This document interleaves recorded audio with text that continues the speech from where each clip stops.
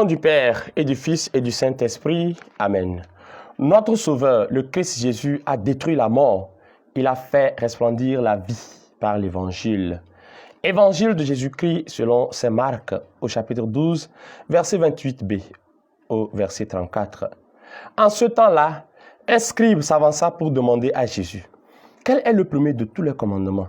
Jésus lui fit cette réponse: voici le premier. Écoute, Israël, le Seigneur notre Dieu est l'unique Seigneur. Tu aimeras le Seigneur ton Dieu de tout ton cœur, de toute ton âme, de tout ton esprit et de toute ta force. Et voici le second. Tu aimeras ton prochain comme toi-même.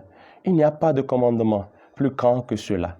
Le scribe reprit: fort bien, maître, tu as dit vrai. Dieu est l'unique et il n'y en a pas d'autre que lui.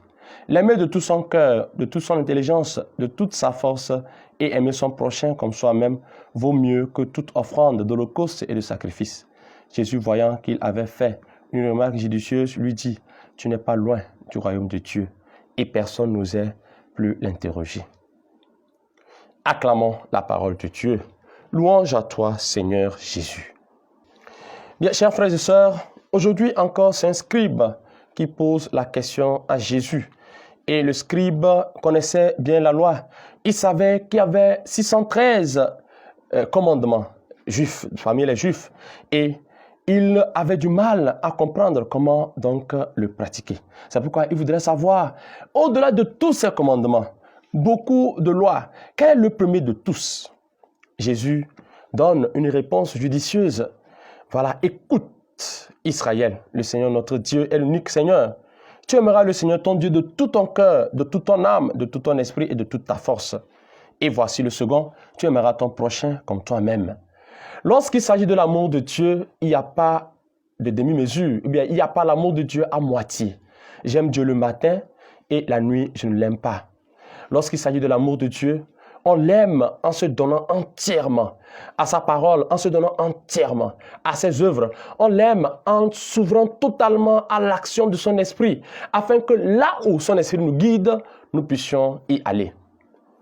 Aujourd'hui, nous voyons combien certains tombent dans cet amour, aiment Dieu seulement dans les 4 murs de l'église. Et lorsqu'ils sortent de l'église, ils aiment le monde, ou bien ils se donnent aux autres choses, où ils ont leur cœur. Car on dit souvent, là où est ton trésor, là se trouve ton cœur. Chacun d'entre nous, au-delà de tout ce que le Seigneur nous enseigne aujourd'hui, est où est-ce que nous avons mis notre trésor? Est-ce que c'est dans le Christ? Est-ce que c'est dans le monde? Si c'est dans le Christ, alors nous allons faire ce que Jésus nous a dit. Nous allons aimer Dieu de tout notre cœur, de toute notre âme, de tout notre esprit, de toute notre force.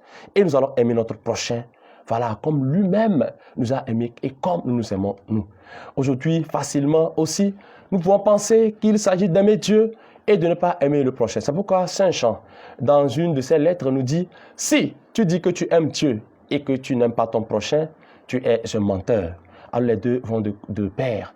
Alors demandons au Seigneur la grâce de pouvoir aimer Dieu et aussi aimer notre prochain, à conjuguer les deux ensemble, afin que dans cet amour que nous manifestons dans ce monde, nous puissions être des témoins de sa grâce, des témoins de son amour partout où nous sommes, pour que le monde voie le Christ vivant en nous, qui s'est offert en sacrifice pour nous sur la croix. Loué soit Jésus-Christ à jamais.